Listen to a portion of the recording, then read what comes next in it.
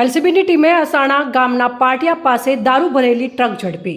આજે બપોરે ભાભર તાલુકા વિસ્તારમાંથી પ્રસાર થતી એક મોટી ટ્રકમાં પરપ્રાંતીય દારૂ સંતાડેલો હોવાની બાતમીના આધારે એલસીબી પોલીસે ઝડપી પાડ્યો છે।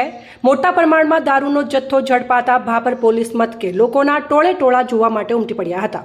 બનાસકાંઠા એલસીબીની ટીમ ભાભર વિસ્તારમાં પેટ્રોલિંગમાં હતી।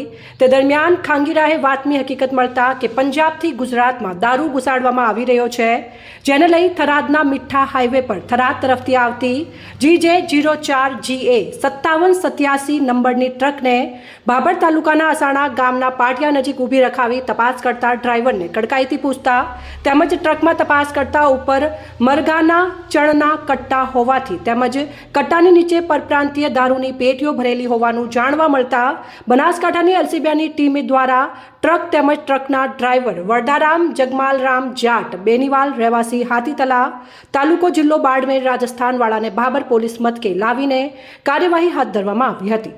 તેમજ કટ્ટા દૂર કરી દારૂની પેટીઓ ગણવાની કામગીરી એલસીબી બનાસકાંઠા દ્વારા કરવામાં આવેલી છે, જેમાં 250થી વધુ પેટી દારૂ હોવાનું જાણવા મળી રહ્યું હતું। કેટલા રૂપિયાનો દારૂ છે, કેટલી પેટી દારૂ છે તેની ગણતરી મોડી રાત સુધી ગણવામાં આવી રહી હતી। અહેવાલ ગોપાલ કે પુજારા, ભાભર, સંબંધ ભારત ન્યૂઝ, બનાસકાંઠા।